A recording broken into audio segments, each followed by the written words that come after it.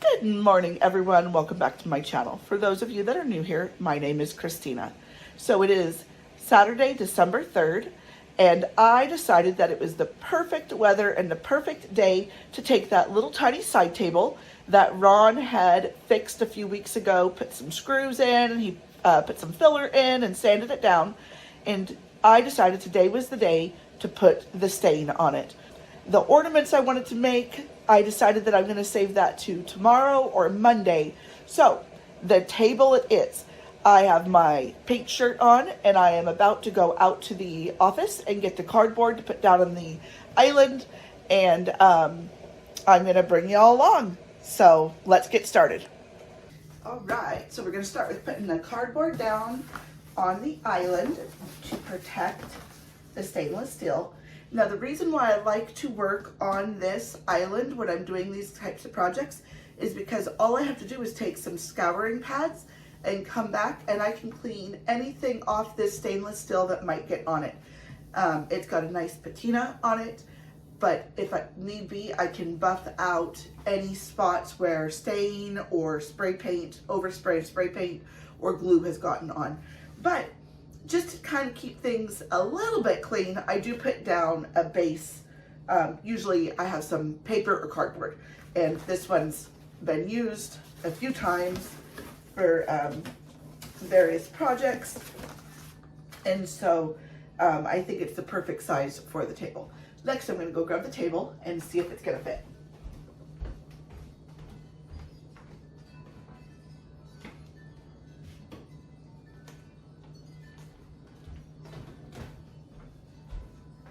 In this way, I can also see if the camera is going to be in a good position for it.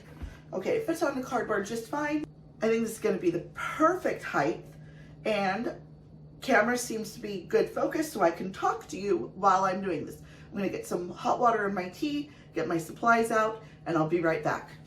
So as might be evident in my voice, I still am feeling a little bit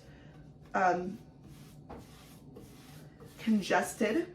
I've got a little bit of nasal stuff going on still. It's still in my chest, ever so slightly, but I feel a lot better. I am not one to take over-the-counter medications if I can help it, but I did break down and took some of the over-the-counter cold and flu decongestant just to mask my symptoms long enough for me to get some good sleep. Because I knew that if I could just get some good sleep, that I would feel 100% better. And while I'm not completely better, I am on the mend, and that is what is important. So I don't know where everyone is at in the world who is watching this video right now, whether you're somewhere in the United States or other country, but I think that no matter where you are, we all have the same concerns with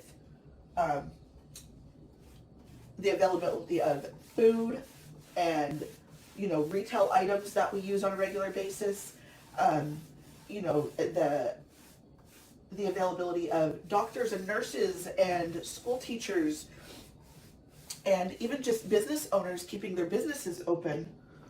I think it's all been affected the last 3 years by the pandemic, and it doesn't seem like we are going to fully recover from it.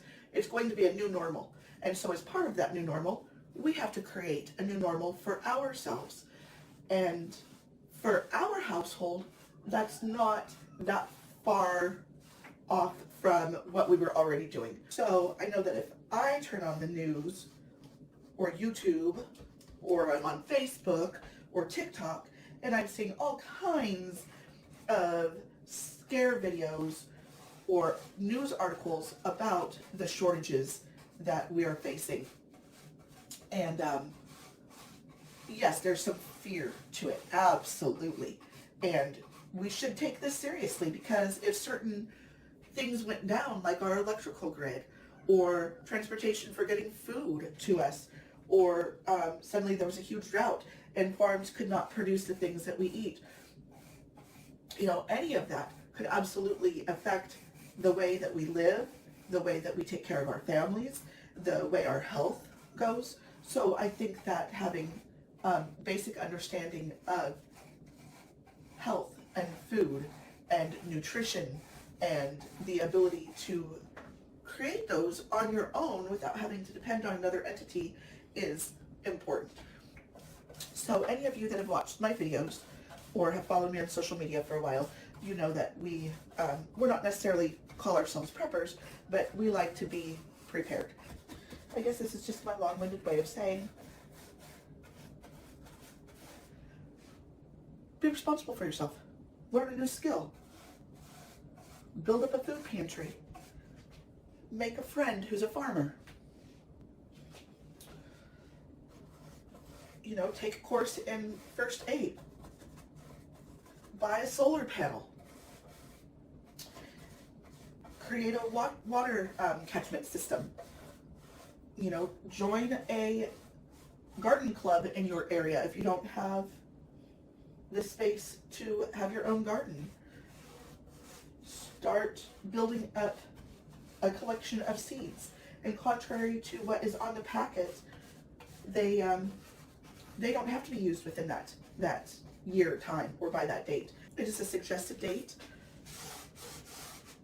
letting you know that the efficacy of that seed is at its prime during that time, and that germination rates go down after that expiration.